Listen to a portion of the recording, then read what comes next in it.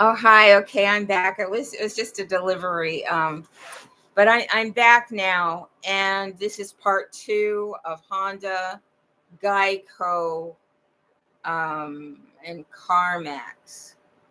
And where I left off was that I was kidnapped and tortured by the Arizona State Troopers, and they broke the window out of the back of my car. They put me in jail, went through three different courts because it was so bogus, and it ended up in Tina Ainley's court in the Arizona Superior Court. And my point of all that was that the car dealership knew about what happened. Okay, because it was a closed community. The people that were doing their surveillance, pretty much knew each other. They're a big community. Um, the road gangs knew who the targets were. They knew each other. I had proof of that a couple of times before, when I would be coming off, like the time, I think maybe, I don't remember which time it was, but I had come off of some kind of a trip,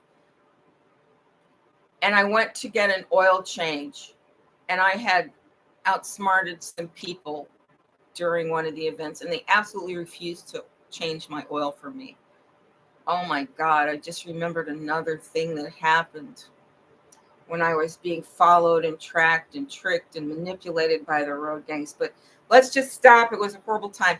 Let's just go on to the Honda, GEICO, CarMax. When I went to Arrowhead Honda in Peoria, they knew about the situation that I was in. They knew that the courts were after me. They knew that the Arizona State Troopers were after me. And they were betting that I was not going to get out of it, that I wasn't going to get out of it alive, or I wasn't going to get out of it free.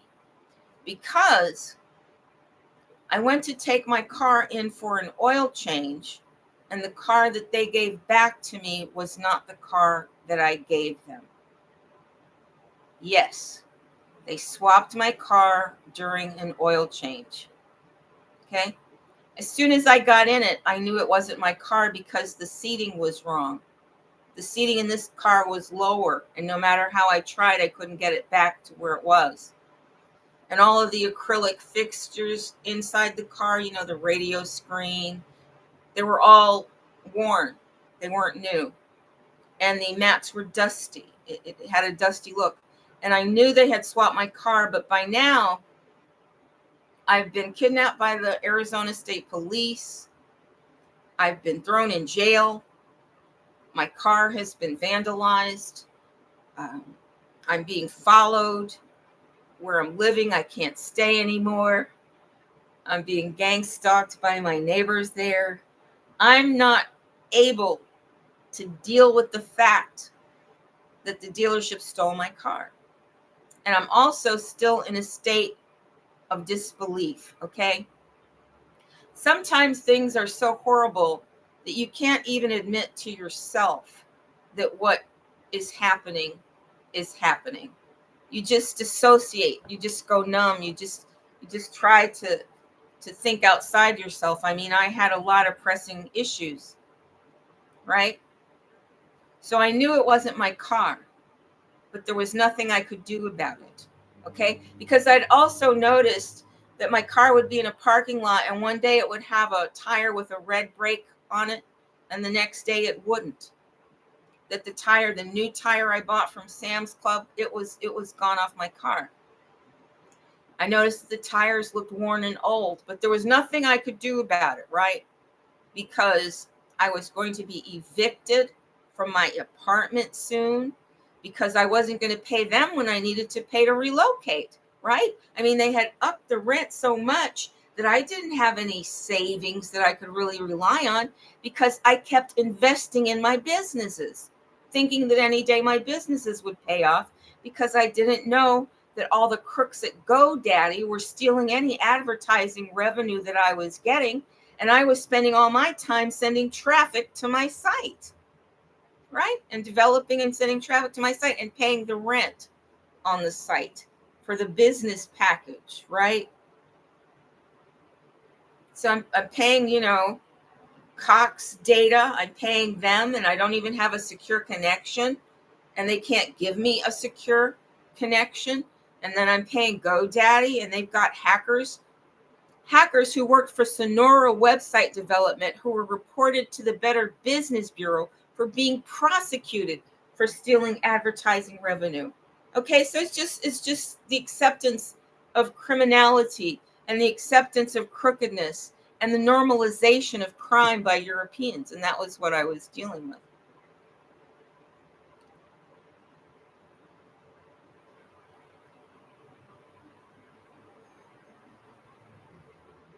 So I packed the trunk of my car with the essentials, knowing that I'll have to leave at any moment. The constable lets me know that he'll give me a heads up when it's time to go. So the constable shows up to evict me. And they give me like a half an hour to collect my things because I had relaxed a bit by then. And I get everything and I load it in my car, and I know that I have to keep moving. I know that if I stop or try to spend the night in my car, that they're going to pick me up for vagrancy, and then they'll have an excuse to put me in jail. They'll have a reason, right? So by now, also, Tina Ainley is trying to have me under a Rule 11, which is a mental status process where they try to determine if you are sane enough to be represented, to represent yourself, to understand the court. And if you want to see how that turned out, by then I was in Brownsville, and you can look at Sue Ann Decker on, I think it's on YouTube. I think you can see Sue Ann Decker on my other channel on YouTube. I think I posted it a while ago. Anyway, it's all so unpleasant, but it's all documented if you can find it. I mean, if you can search Facebook and you can search Twitter, you can find it. But for the most part, they keep my data hidden. It doesn't come up in searches. Sometimes it doesn't. Sometimes it does. So now they want to do a mental health exam, and I know that that can go either way. And I actually go to the appointment where the social worker or the clinical psychologist, he runs away. Okay. First, he tries to sexually blackmail me, and he smells like dirty sex. And he wants me to come in the office, and I let him know I'm broadcasting this for my audience. And he ran down the hall. But he wrote a report that his diagnosis is that I'm a schizophrenic. Okay? So in his office, he could have had them come and take me away right then and there if he determined that I was unsafe. But instead, he's the one that ran away because his eyes were red from doing drugs. And he was obviously a sexual predator because he kept saying to me, if I'm not satisfied with this conversation, I'll have to write a report if you don't cooperate. He kept talking ambiguously about me cooperating, right? I'm so sorry that I have to tell you all of this. And I'm even sorrier that I had to live through all of this and everything else. But the people at Arrowhead Honda stole my car, and they swapped it out for a car that had rust damage on it. The back exhaust was, I'm so sorry, it was so obvious. And I even published pictures of the rust. I published pictures in LinkedIn as well with notices for Honda, but nobody's going to stop them. Nobody stopped them. So Arrowhead Honda took my 2020 car, and because they figured that I would be committed to a mental institution by Tina Ainley, or thrown in jail by Tina Ainley of the Arizona Superior Court of Arizona, because they had heard that through the grapevine, they thought it would be okay to rob Honda Financial, GEICO Insurance, and myself by stealing my 2020 unimpressive Honda vehicle, Honda Accord Sport. Not very sporty, but that's the decal they put on it. and they swapped it out for a salvage vehicle, a vehicle filled with rust. You could see the rust on the seat guides. You could see the rust on the bottom of the car, and all of the tires were treadbare, including the tire that I bought from Sam's when there was a hole poked in it because they had come and stolen the good tire and replaced it with a tire with a nail in it. But the nail in it went straight up. There's no way you can drive over a nail and have the nail straight up. But when I went to the same Honda dealership and the nail was straight up, and I said, you can't have a nail straight up like that, they just laughed at me. They thought it was really funny. But that wasn't as bad as when the mechanics at Sam's Club menaced me with a wrench and threatened to beat me with a wrench until a very nice Mexican man who is a politician said, I'm going to report you. I'm going to report you. I know the owner of Sam's in Arkansas, and I'm going to report you. That's just wrong. And he defended me because they were going to beat me because they had damaged my Honda Civic Hybrid. They had bent the rim on the wheel, and I had to actually go to Showcase Honda in Scottsdale, I think, to get them to fix it because they just were mean Europeans. They were just mean, vicious, road gang European men that wanted to hurt me and hurt my vehicle. And that's what they did. And that's the truth. I don't understand it. I don't understand how people like that can face themselves, but they do. And they thought it was funny. And when I accused them, they threatened me with physical harm. Sorry, I'm seeing it in my mind's eye. I'm seeing the scene.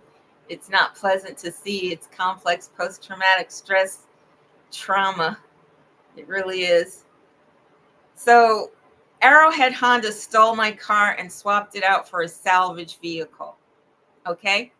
Now on my way out of the city, now by the time the constable lets me know it's time for me to go, I know that means it's time for you to run. They're closing in on you, right?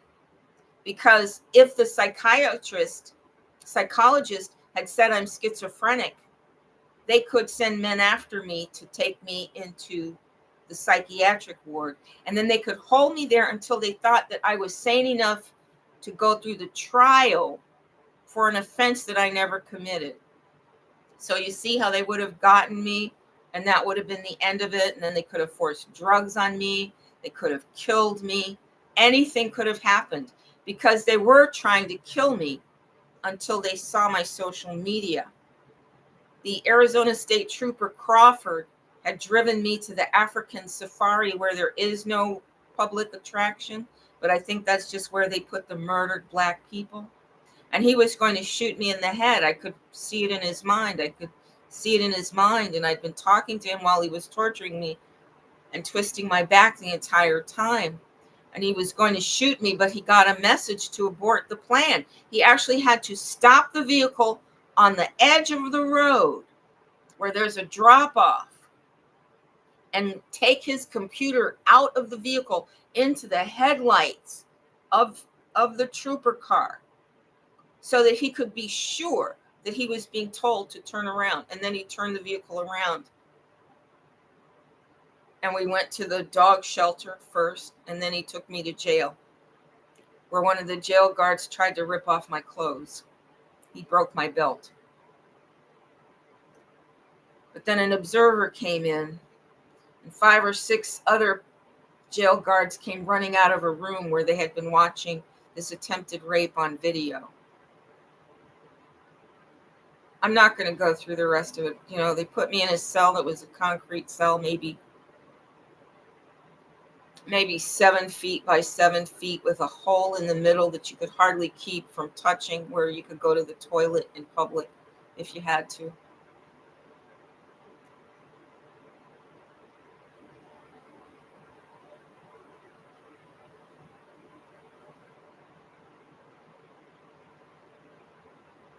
So Arrowhead Honda stole my car, swapped it out, because they thought that I was out for the count and that they wouldn't get caught.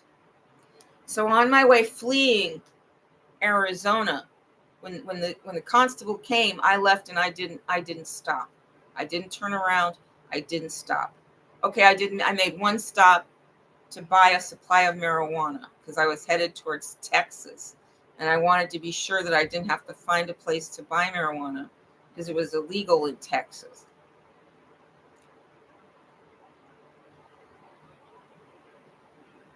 But I didn't find any. Anyway, so I'm driving and I go and I drive nonstop all the way to Austin, Texas. Now, I said a little while ago that Elon Musk lives in Austin, Texas, but he has made absolutely no contributions to the suffering people of Texas after the electrical outage. He has not donated food or water or shelter, nothing. And a lot of donations have come in. Even Centerpoint Energy made a donation according to the radio broadcast.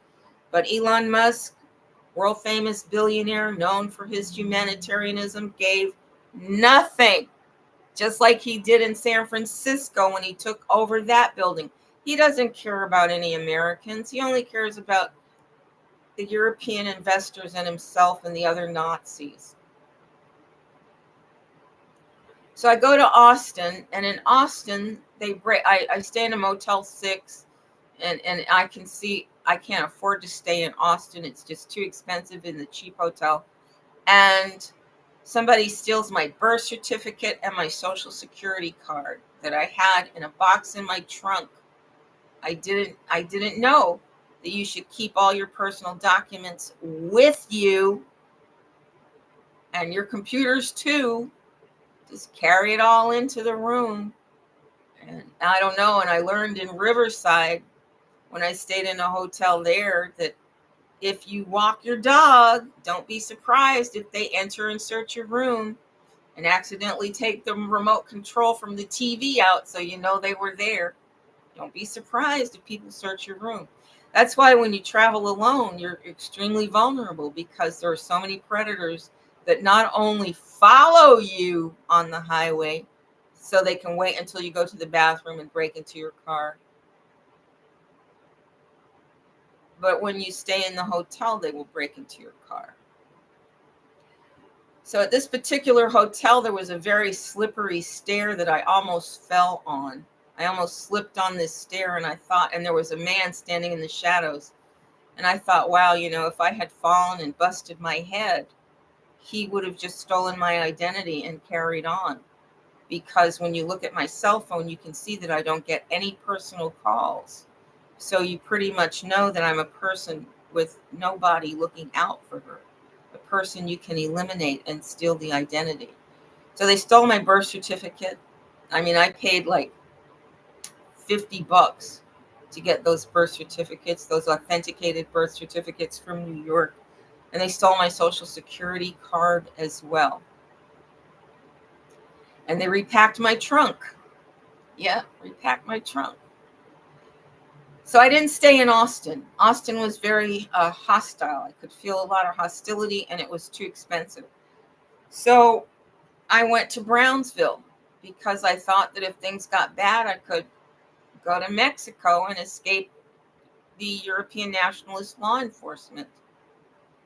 I didn't know that the border to Brownsville was very complicated, that the international bridge was very complicated, and that there were a lot of very vicious-looking Spanish-speaking officers at that border, and that the border is very narrow, and that the police of Brownsville will follow you to the border and park their car and watch you if you stay in the parking lot or anywhere over there. So I didn't know all that. So I go to Brownsville because I know that I can't get very far with the tires on my car. And when I was trying to leave Phoenix on the highway from Phoenix to Tucson, I had the road gangs throwing small projectiles at my windshield. They were breaking my windshield. They cracked my windshield. Now, I had known that they had done this before, because you'd be driving on the highway and all of a sudden a rock would hit your car. Because if you had an electrified windshield, the thieves would want to steal that and swap it out of your new car and give you an ordinary windshield with no electronics in it. And that's what happened to my Honda Hybrid. The Honda Hybrid had a windshield with electrical things around, and the criminals kept throwing rocks at my car on the highway. And you're like, where would rocks come from, right? I mean, it's the debt, but it's in the middle of a little city. There are no rocks. So I knew this trick they had, and I also learned from watching the road gangs how to hide in the blind spot of the car in front of you. So they couldn't aim at my car because I was right up on them. And when I wasn't right up on them, I was in their blind spot. Okay, but they were still able to crack my windshield because they wanted to stop me from leaving the state at any cost, because they knew that they had stolen my car and that I was driving a salvage vehicle, and they were afraid that in another state they would get found out and caught. Right? So all the way to Tucson, I'm driving with incredible stress. And I don't know if I was driving into the sun, but just incredible stress, because I'm surrounded by these road gang cars and they're trying to break my windshield out. So they cracked the windshield. The windshield's cracked. When I get to Brownsville, I try to call GEICO to get the windshield fixed, but they are not responding. They're not calling me back. They're not giving me the claim number. And I'm too busy trying to deal with the court system. And I'm too busy trying to have, I don't know. I was going through a lot, I mean, by then my belly was pretty big, and I was, feeling a sense of awareness that I was carrying DNA for other families for when we leave the planet, and other kind of crazy stuff like that. I was aware that I had made a deal to carry the DNA like a storage unit, human body, because the clones of these great people had been destroyed by the diseases that they deployed. And they wanted these great people to be born again in the new world. And I had the proof of it in the size of my belly. In fact, it still shows. It's still a presence.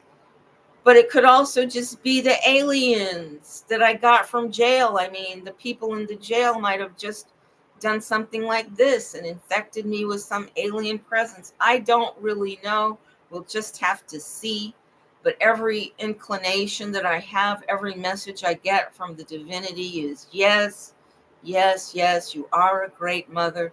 Yes, yes, yes, there are DNA storage in your body for the new world you're going to be living in.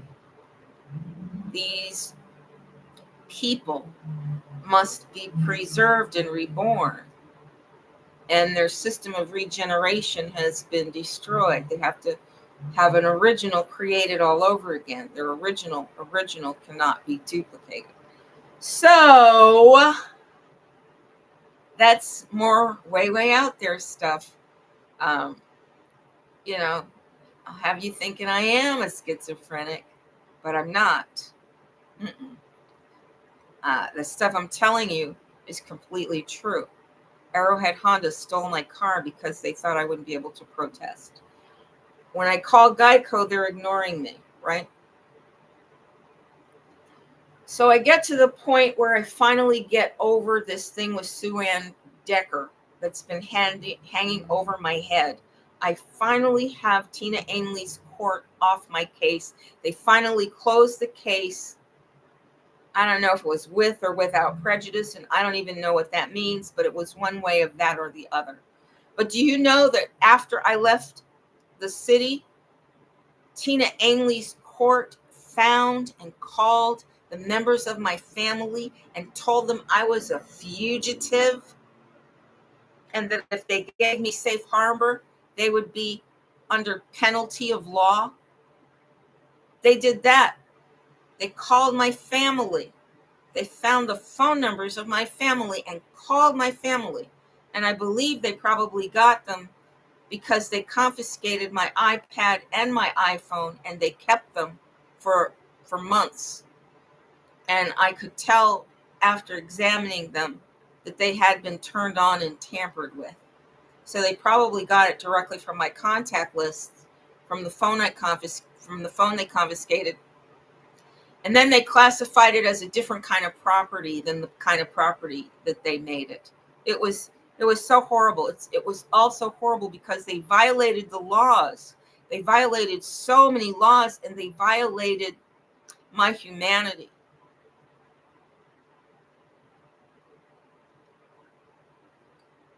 So,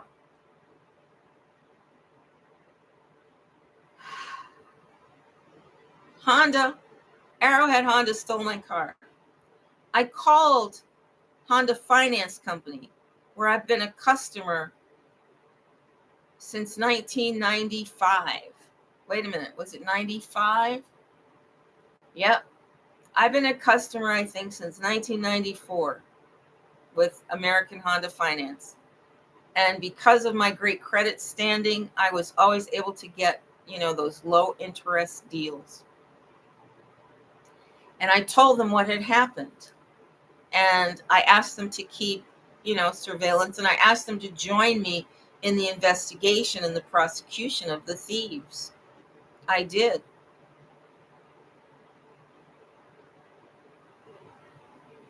And when I came to Houston, I was trying to figure out where I would go next. I mean, I kind of really wanted to go to Mississippi. I still do. But I figured that the European nationalist racists are really out of control in Mississippi. And I would probably be in more danger in Mississippi than I would be in Arizona. So I was thinking, no, not Mississippi. I was thinking, well, you could always join all the other senior citizens in Florida. Maybe things will work out there. But I was like, no, Florida has hurricanes and tornadoes. And I didn't want to be in Texas for the hurricanes and tornadoes either. So I was thinking, well, you know what? I think I'm just going to go back to Connecticut. And I wasn't thinking straight there because I'm sure that Diego Hernandez would try to catch me in New York if I try to go back to Connecticut, because he's a prosecutor there and he's Juan Luis Hernandez's brother. And I'm pretty sure Juan Luis Hernandez would have a word or two for me if I ended up there. And with his police connections and his CIA connections, I'm sure that he could dispose of me this time for sure. I wouldn't be able to run away to California like I did when he threatened me in 2013. So I wasn't sure where I was going to go. So that's why I wasn't in a huge hurry. But I knew I had to get my windshield, at least the windshield fixed, right? I wasn't even thinking about the rest of the car because I was too busy worried about so many other things. Like, would Texas come after me now that they know Arizona wants me? And what's going to happen? And if the case was dismissed in the way where they can open up the charges again, what if they open up the charges? I just didn't know.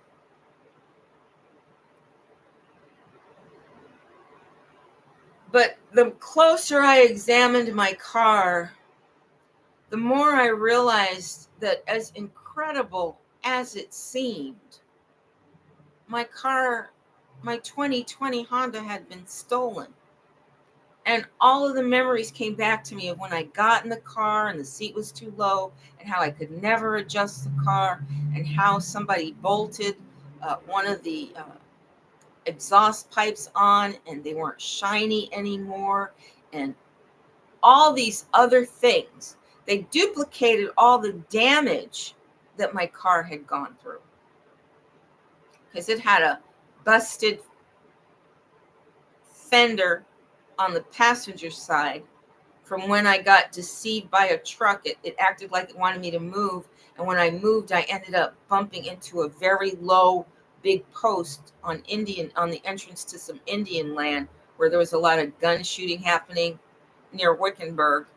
So they deliberately tricked me into bumping into this post, and I didn't even bump it very hard, but it crushed the fender. And then I had the window that was broken out by the Arizona State Troopers, and I think that there was some scratches on the side. I don't know, but the car was damaged. It had physical body damage, and they duplicated the damage when they gave me the substitute car.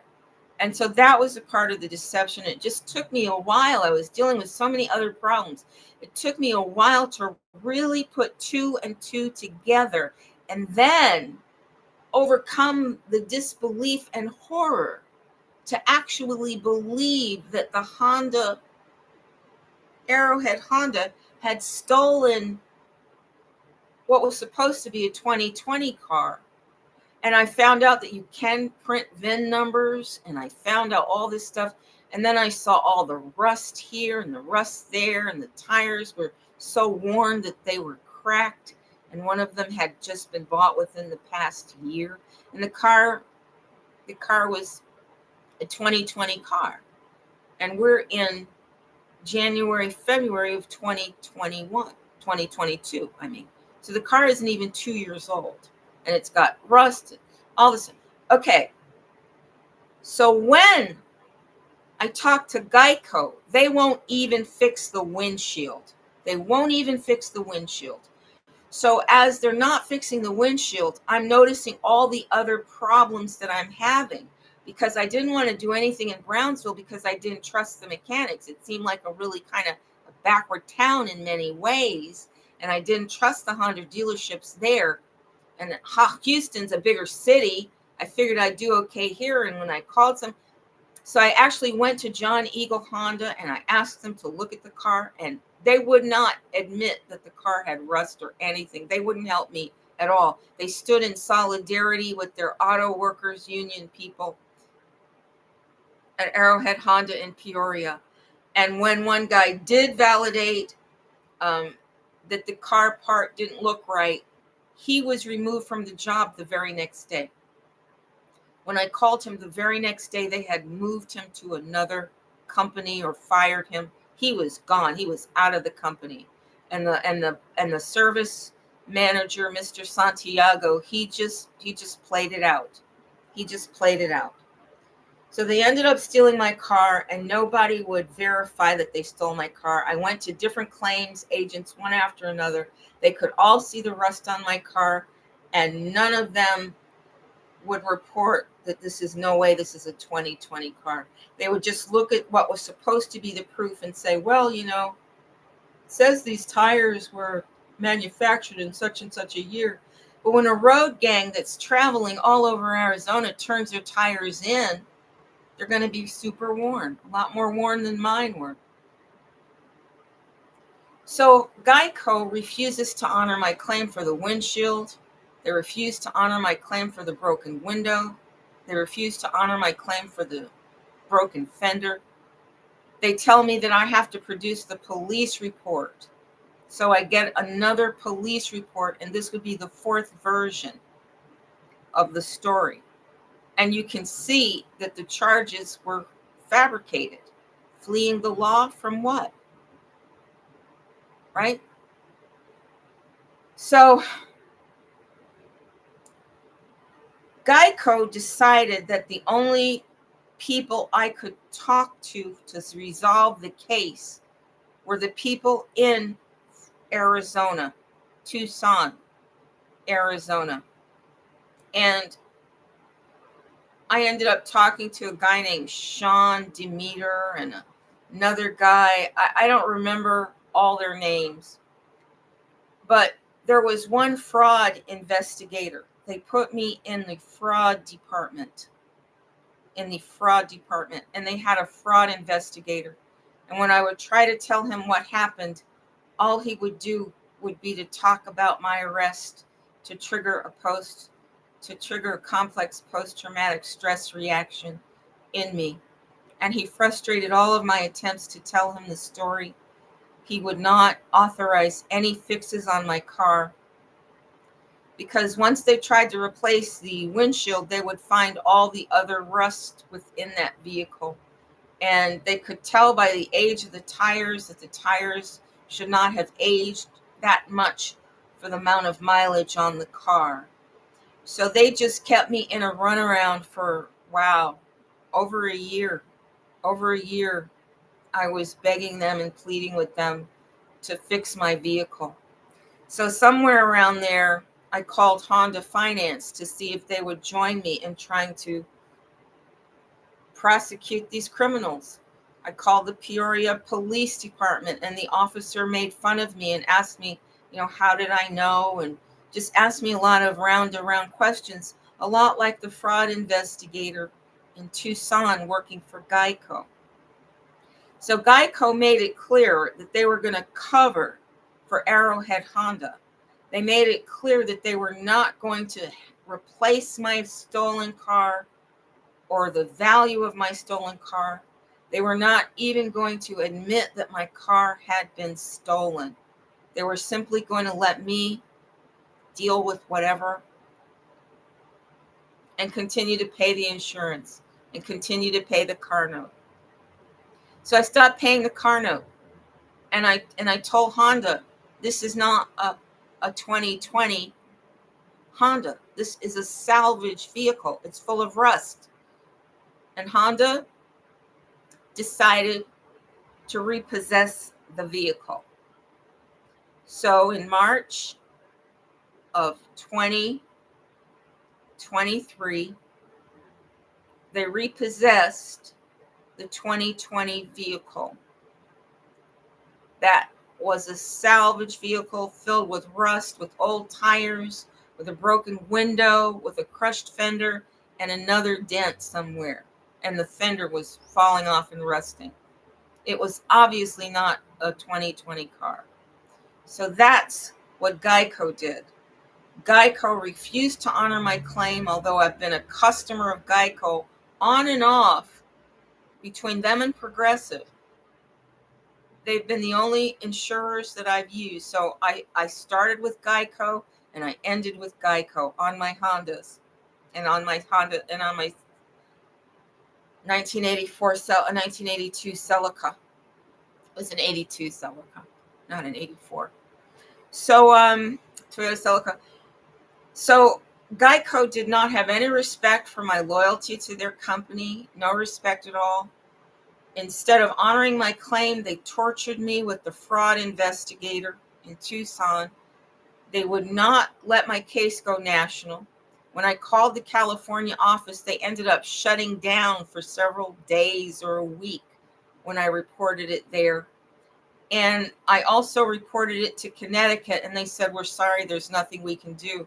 So I told my story to so many GEICO representatives. I would just call to tell anybody that answered the entire story, hoping that somebody would have a conscience or a sense of honor and some power to get things done. Arrowhead Honda stole the car and replaced it with a salvage vehicle because they thought that the corrupt judiciary of Arizona was going to have me gone, and gone. When I wasn't gone, and made it to Texas, GEICO used the fraud department to intimidate and deny me. And they had the Texas representatives try to send me a document from Top Golf or Top something insurance where they wanted me to sign something that said any claim or legislation goes under them, that they have all control over all my claims. And I refused to sign it because they wanted to take control of everything. I refused to sign it completely. So Honda Financial did nothing officially except repossess the car. Okay? Now, Honda repossessed a rust bucket salvage vehicle with dead tires worth what, 20 something $1,000 probably on the contract, 18,000, 20,000, on the contract, right? And they repoed that. GEICO refused to honor any of my claims, not even for the windshield or the fender. And they accused me of fraud, but didn't prosecute me for fraud, and used all the conversations to hurt me with the memories of the way I had been kidnapped and tortured. Now, that's what GEICO and Honda did. Let me tell you about CarMax. CarMax was sending me updates on my vehicle, and the last two updates they sent me said that the vehicle with that VIN number was sold to somebody in Mississippi. Yeah, Mississippi. By a lake. I looked it up. I probably have the email somewhere in my email stack. But CarMax never reported the damage on that car. They reported that that car had never been in any accidents, even though when that car was repoed, it had at least 3 incidents of body damage: the windshield, the back fender, and the window on the passenger side back seat door. So CarMax created a fraudulent history for that car so that when the next buyer, probably young, probably unexperienced, probably Black or Spanish speaking Americans, probably sold to Americans, they ended up looking at CarMax and thinking there was nothing wrong with that car. And they could have painted over the rust to hide it. They could have done a number of things. But CarMax created fraudulent documents verifying that that car was in good condition, that that was a good car, that that car had never been in any accidents, and it had.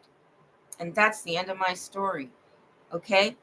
CarMax, GEICO, Honda, American corporations that violated the trust of the consumer completely. And there's no recompense. There's no 60 Minutes report. There's no news story about it on CBS in Phoenix. And I published it and I put tags on it. And everybody with power to make it known knows. You see? But everything is under control. Everything is under control. And if they don't want you to see the stories of what's really going on with the corporate investors and the CEOs and the way business is being run in America, then you will never see. Because all the good guys are silenced. I mean, they've got me living in a concentration camp with no car. And if I had a car, who would insure it? GEICO? Oh, and doesn't the state require? States require insurance. So you don't even have any choice. You don't even get to say, well, why should I get insurance when the insurance companies are filled with thieves? Thank you for joining me.